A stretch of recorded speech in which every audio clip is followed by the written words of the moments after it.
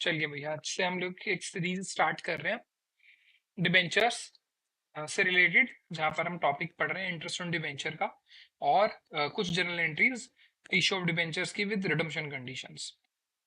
Question हम लोग start करते हैं। पहला, अगम अगम लिमिटेड इशूड 40,000 डिबेंचर्स। सबसे पहले ना हम लोगों को ये ध्यान रखना होता है कि यहाँ पर जो अमाउंट है, जहाँ पर जो डिजिट है वो अमाउंट है कि नंबर ऑफ डिबेंचर्स है। तो सबसे पहले इस बात पे फोकस करते हुए चलेंगे आप लोग।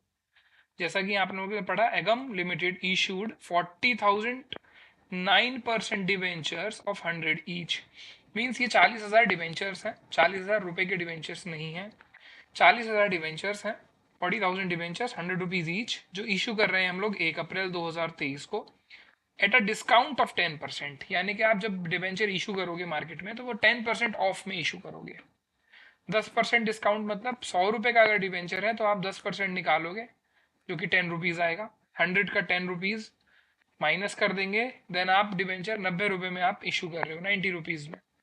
रिडीमेबल मतलब रिडम्पशन, यानी कि पैसा लौटाओगे जब आप उसका प्रॉमिस कर रहे हो कि आप पैसा वापस लौटाओगे डिवेंचर्स का एट अ प्रीमियम ऑफ 10%, यानी कि 10% के प्रीमियम पे।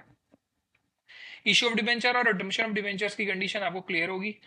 इशू ऑफ डिवेंचर्स मींस जहां पर कंपनी डिवेंचर्स इशू करती है, पब्लिक से पैसा लेती है और ये लौटाने का भी वादा करती है, जिसे रिडम्पशन बोला जाता है। तो रिडम्पशन का मतलब होता है कि टाइम पूरा होने के बाद जब कंपनी वापस लौटाएगी पैसा पब्लिक को, उसे रिडम्पशन बोलते हैं। तो हम लोगों ने यहाँ पे इशू किया डिस्काउंट पे डिवेंचर को, और रिडम्पशन करेंगे यानी कि पैसा लौटाएंगे प्रीमियम पे, यानी कि एक्स्ट्रा लौटाएंगे आप। इसके बाद क्वेश्चन कह रहा है, assuming that the interest was paid.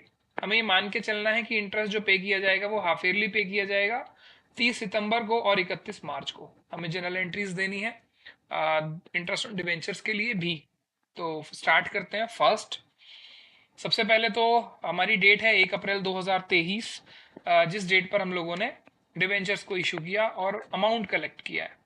तो 1 अप्रैल 2023 को हम लोगों ने अमाउंट कलेक्शन किया, तो उसकी मल्टीप्लाई करके देखते हैं हम लोग। 40,000 डिवेंचर्स हैं, 40,000 डिवेंचर्स हैं जो हम इशू कर रहे हैं। 100 रुपए का है, लेकिन नहीं, हम 90 रुपए में इसको इशू कर रहे हैं।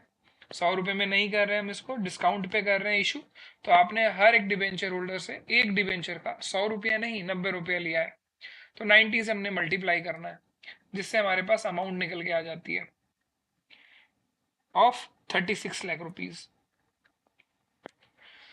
इसके बाद नेक्स्ट एंट्री में हम शुरुआत करेंगे इसके प्रेजेंटेशन की। ये अमाउंट कैसे कैसे हम लोगों को प्रेजेंट करनी है। Debenture application and allotment account debit, जो अमाउंट आपने फर्स्ट एंट्री में क्रेडिट किया होगा वही अमाउंट एग्जैक्ट आपको यहाँ पर कॉपी करना है, सेम अमाउंट हमेशा हर सिचुएशन में। तो फर्स्ट एंट्री ने तो ये बताया था ना कि कितना रुपया अमाउंट हमने कलेक्ट किया है at the time of issue of debenture, तो वही अमाउंट यहाँ कॉपी करनी है। उसके बाद हमें अपनी लाइबिलिटी क्रिएट करनी है। हम लोग क्या दे रहे हैं, डिवेंचर्स दे रहे हैं। कितने परसेंट वाले डिवेंचर्स, तो 9% डिवेंचर्स। ये 9% जो है ये इंटरेस्ट रेट है, जो पूरे साल का इंटरेस्ट हम लोग पे करेंगे वो 9% पे करेंगे। तो टू 9% डिवेंचर्स अकाउंट, ये हमने लिख कर डिवेंचर्स को क्रेडिट करके हमने लाइबिलिटी क्रिएट की कि फ्यूचर में हम लोग ये अमाउंट वापस करने वाले हैं। ये अमाउंट हमेशा फेस वैल्यू से फिल करनी चाहिए अपने को। डिवेंचर्स जब भी आप क्रिएट करोगे, लाइबिलिटी क्रिएट करोगे जब भी डिवेंचर के नाम से, तो आप ये फेस वैल्यू से करोगे। तो नंबर ऑफ डिवेंचर 40,000 थे और फेस वैल्यू थी हमारी 100, तो हम इसे 100 रुपये से मल्टीप्लाई करेंगे, जिससे हमारे पास अमाउंट आ जाती है 40 लाख रुपीज की। इसके बाद अगर आप रिडम्शन देखते हो तो रिडम्शन कैसे हो रहा है, इतना भरने के बाद सभी को रिडम्शन देखना है। रिडम्शन होगा 10% प्रीमियम पे, यानी कि आप प्रॉमिस कर रहे हो कि जब आप वापस लौटाओगे ना पैसा तो 10% एक्स्ट्रा लौटाओगे। तो लाइबिलिटी दिखनी चाहिए जब आप प्रॉमिस कर रहे हो कि रिडीमेबल जो होगा, रिडम्शन जो होगा वो 10% एक्स्ट्रा पे होगा। तो वो 10% एक्स्ट्रा कहाँ है आपकी, तो वो हमें लाइबिलिटी में दिखाना पड़ेगा। फ्यूचर में देना है ना, तो फ्यूचर के लिए वो लाइबिलिटी हम लोग क्रिएट कर रहे हैं टू प्रीमियम ऑन रिडम्शन के नाम से। कितना अमाउंट आप एक्स्ट्रा पे करने वाले हो इन फ्यूचर, वो आप अपनी लाइबिलिटीज में आप दिखा दोगे। तो हम 10% एक्स्ट्रा देने वाले हैं ना। इतने रुपए के ओरिजिनल डिवेंचर्स थे, प्रीमियम हो या डिस्काउंट हमेशा इसी वैल्यू पे कैलकुलेट होता है। इवन इंटरेस्ट जब हम लोग निकालेंगे तो वो भी इसी वैल्यू पे कैलकुलेट होगा। जो भी डिवेंचर की वैल्यू होती है, actual value means face value, इस पर हम लोग कितना परसेंट निकाल रहे हैं, 10% निकाल रहे हैं हम लोग। तो रिडम्पशन के टाइम पे जो प्रीमियम आप दोगे वो 4 लाख रुपए का होगा। यानी कि आप प्रॉमिस कर रहे हो फ्यूचर में कि आप 40 लाख 40 लाख रुपीज डिवेंचर्स के तो वापस करोगे ही करोगे, ऊपर से 4 लाख रुपीज और आप रिटर्न करने वाले हो। तो जो अलग से आप वापस कर रहे हो वो आपके लिए लॉस होता है। तो ये भी याद रखना है, जब जब प्रीमियम होगा रिडम्पशन के टाइम पे, वो आपके लिए लॉस भी होगा। तो यहाँ पर क्रेडिट में प्रीमियम ऑन रिडम्पशन जैसे दिखाई दे, डेबिट में आपको लॉस भी क्रिएट करना है, जिसे हम लिखेंगे loss on issue of debentures account debit. Loss हमेशा डेबिट होता है, 11th क्लास की जनरल एंट्रीज के रूल्स में हमने पढ़ा था। लॉस या एक्सपेंसेस हमेशा डेबिट होते हैं, लॉस हो या एक्सपेंस हमेशा डेबिट होते हैं। रिपीट। अच्छा, देन लॉस, ये 4 लाख रुपीज जो एक्स्ट्रा लाइबिलिटी है ये तो लॉस है ही। इस केस में एक लॉस और था, आपने 40 लाख रुपीज का अमाउंट था डिबेंचर्स का जो आपने सेल आउट कर दिया सिर्फ 36 लाख रुपीज में। याद कीजिए आपने लिखा था ना डिस्काउंट पे देंगे हम लोग, तो डिस्काउंट पे अगर आप कोई सामान बेचते हो तो वो भी तो लॉस है। तो हम दोनों लॉस को एक साथ प्रेजेंट करने वाले हैं। तो टोटल लॉस मैं यहाँ पर दिखा दूंगा। 4 लाख रुपीज का लॉस मेरे को होता है इशू करते वक्त, और 4 लाख रुपीज हम लोग एक्स्ट्रा लाइबिलिटी की जनरेट कर रहे हैं उसकी वजह से, तो टोटल लॉस हमारे को 8 लाख रुपए का होता है। तो ये दो एंट्रीज हम लोगों ने क्रिएट की, जिसे बोलेंगे general entries for issue of debentures with redemption conditions. हमने रिडम्पशन की कंडीशन को भी यहाँ बता दिया है। इसके बाद हम लोगों ने बोला, क्वेश्चन ने हमसे कहा था कि 30 सितंबर को आप इंटरेस्ट देने वाले हो। तो 30 सितंबर को आप इंटरेस्ट दोगे, कौन देगा? कंपनी। देन कंपनी के लिए interest is always an expense अगर आप पे कर रहे हो तो इंटरेस्ट एक्सपेंस है, डिबेंचर्स पे दिया जाने वाला इंटरेस्ट एक्सपेंस है, इसलिए हमेशा डेबिट में आएगा। तो इसकी एंट्री हम लोग कर रहे हैं, interest on debentures is an expense for the company, तो हम डेबिट कर रहे हैं। और ये इंटरेस्ट हम देने वाले हैं डिबेंचर होल्डर को, तो हम उसके नाम में लिखकर डिबेंचर होल्डर के नाम से हम इसको ड्यू कर देंगे कि हाँ, इस एंट्री के बाद हम बता सकते हैं कि वी आर लाइबल, 30 तारीख को हम लाइबल हो चुके हैं, हमारा इंटरेस्ट बन चुका है, हमें देना है।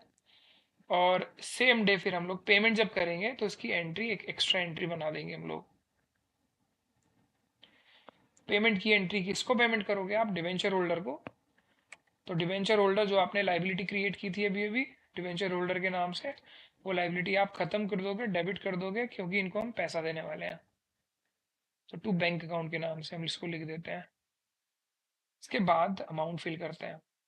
जैसा अभी डिस्कस किया था, इंटरेस्ट कैलकुलेट करना है अपने को, तो इंटरेस्ट हमेशा फेस वैल्यू वाली अमाउंट पे कैलकुलेट होगा। फेस वैल्यू वाली अमाउंट मतलब ये वाली अमाउंट, 40 लाख रुपीज वाला अमाउंट, ये हमेशा फेस वैल्यू से मल्टीप्लाई होकर आता है। तो इसी पर आपको कैलकुलेट करने होते हैं डिस्काउंट भी, प्रीमियम भी और इंटरेस्ट भी। तो कितना परसेंट इंटरेस्ट क्वेश्चन कह रहा था? क्वेश्चन ने स्टार्टिंग में ही बोला था 40,000, 9% वाले डिबेंचर्स 9%। तो 9% हम लोग कैलकुलेट करेंगे। 40 लाख रुपीज का 9% जब हम कैलकुलेट करेंगे तो इट कम्स 3,60,000 का इंटरेस्ट आता है, लेकिन ये पूरे साल का है।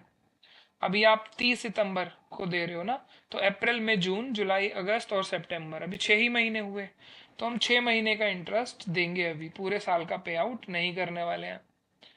तो 1,80,000 इज द अमाउंट जो हम ड्यू करेंगे।